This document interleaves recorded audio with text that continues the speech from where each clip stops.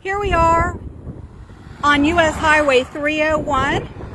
It's Veterans Day, November 11th, 2025. And we're here with Mr. H.K. Edgerton. Hello, Mr. Edgerton. And we're across from the Hillsborough County Veterans Memorial Park, where the 61st Annual Veterans Day event was just held.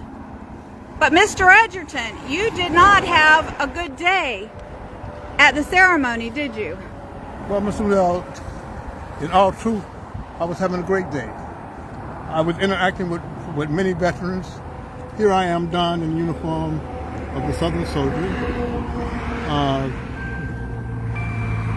carrying the Confederate battle flag that has been a part of every war since the war between the states. It has participated alongside the flag. And most of the veterans who were there today would come over and thank me for being there. As a matter of fact, I had just finished having a 5-minute conversation with the keynote speaker. I didn't know he was the keynote speaker until after he was introduced.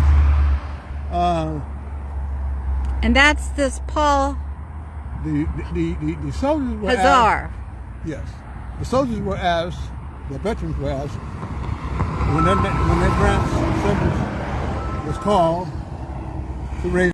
I have participated in my uniform as I am just today. For the last 10 years, I have attended these kinds of events. So what happened today? Well, today, when they asked for the veterans to stand up, they asked for the Space Force at first. Of course, there was nobody there from the Space Force. And then they asked for the United States Army veterans to raise their hands and stand. Well, I am a veteran, so I stood, as I do every year when the same question is put to us. And then the men began to sing the United States Army song. And being very enthused about that and very proud to be a United States Army veteran, I began to sing the song. 2 minutes into the song, all of a sudden I found myself surrounded by the police, security, and some folks that I didn't even know. I guess they were Secret Service or whatever they were. And I was told that I had to leave, I had to furl my flag and leave the premise. And why? Why did they say you have to go? Because I had the Confederate battle flag in my hand. And I tried to explain to them, well, wait a minute, hold it. This flag was present at the highest ranking officer's retirement, General Douglas MacArthur. When he retired, there were 3 flags in his honor guard. One was his command flag, one was in the center was the Stars and Stripes, and to the right of that flag was the Confederate battle flag. So why did they say they were putting you out? Plain and simple. I had the Confederate battle flag. Then they didn't like the way I was dressed. Well, excuse me, hold up, gentlemen. This is America. Did you tell them it was free speech? I told them it was free speech. I told them that during the Korean War, that the only 2 flags were flown at Uri Castle. The Korean flag and this Confederate battle flag, because it was a United Nations conflict. And what did they say to that? They didn't want to hear it. I told them that this flag had been in every conflict. And when they asked why they were doing it, what did they say? Just following orders? They were following orders, and I had to go. Not only did I have to leave the special event that was taking place, I had to get off the property, or they were going to arrest me, or they were going to put me off the property. They said that? Yes, they said it. They were very... And how many of them were there?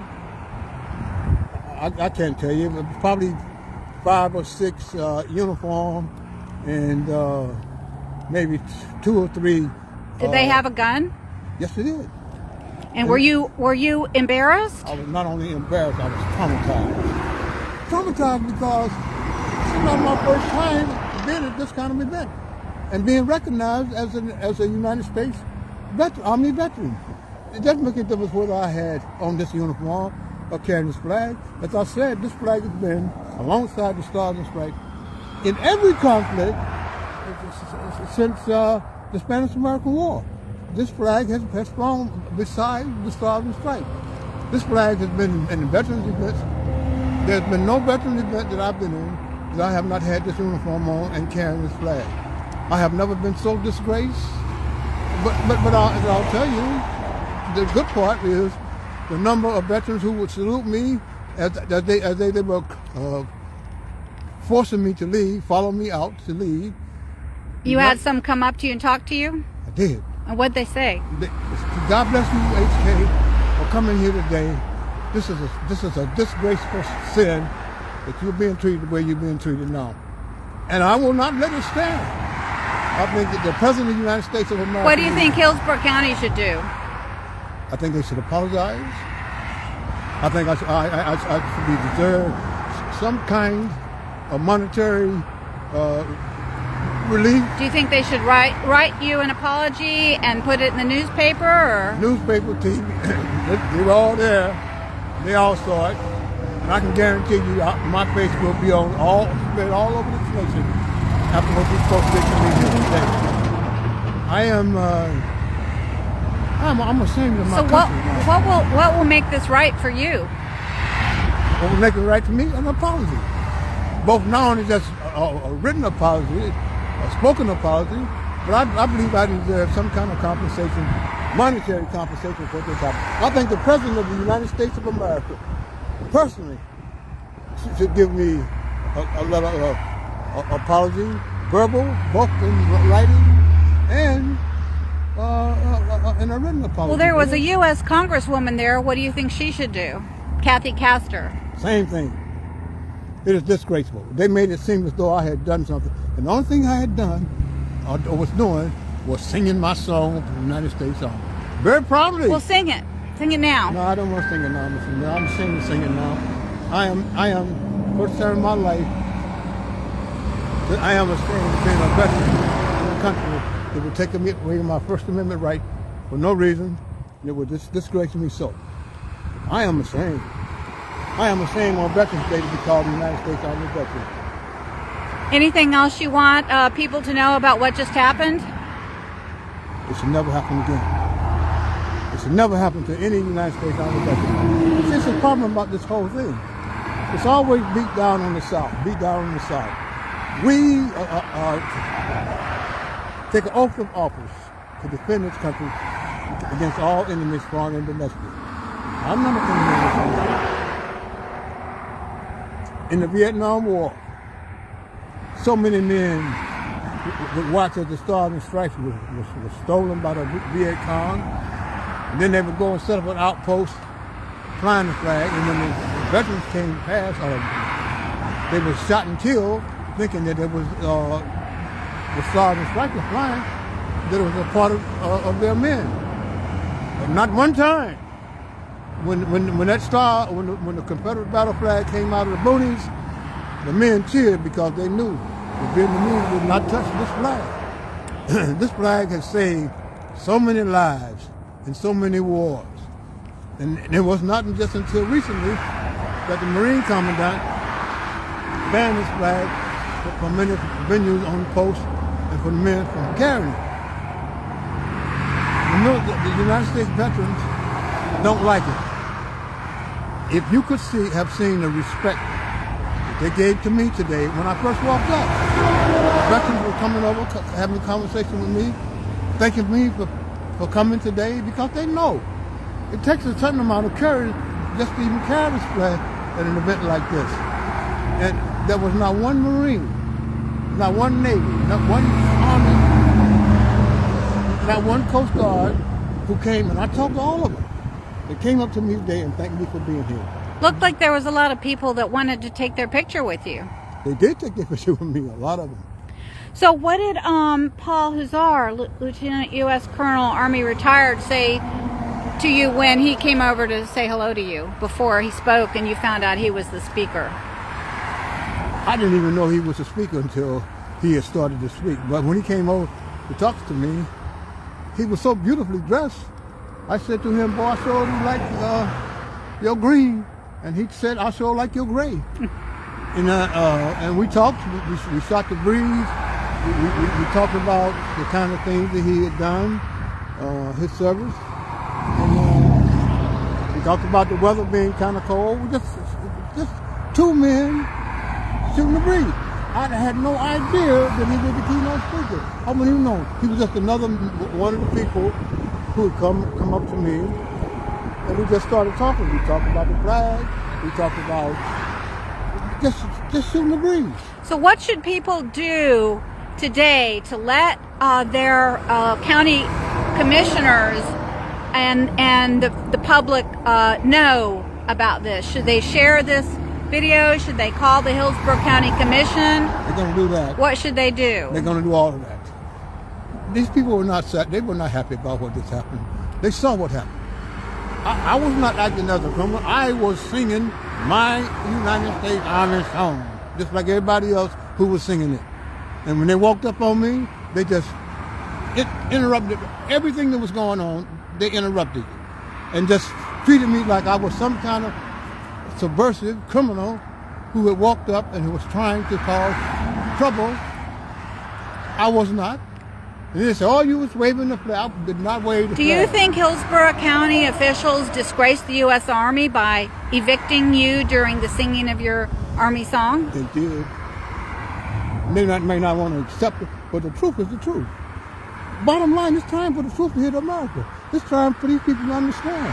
So how many of the speakers on the county commission, Harry Cohen, Gwen Myers, Donna Cameron Cepeda, talked about how we have to honor our veterans and care for our veterans? How many of them said that?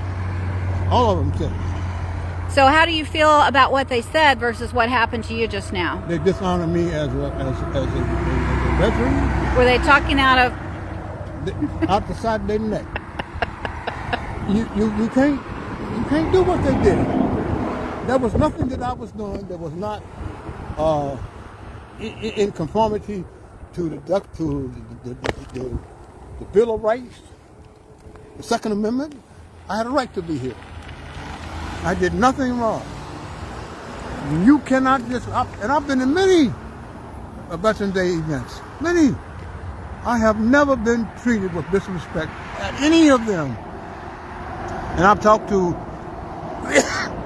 And just one more time, we're here at Hillsborough County, Florida's Veterans Park on U.S. Highway 301 for the 61st Annual Veterans Day Tribute, where H.K. Edgerton was marched out, thrown out while he was singing his branch song, the U.S. Army song. That's right.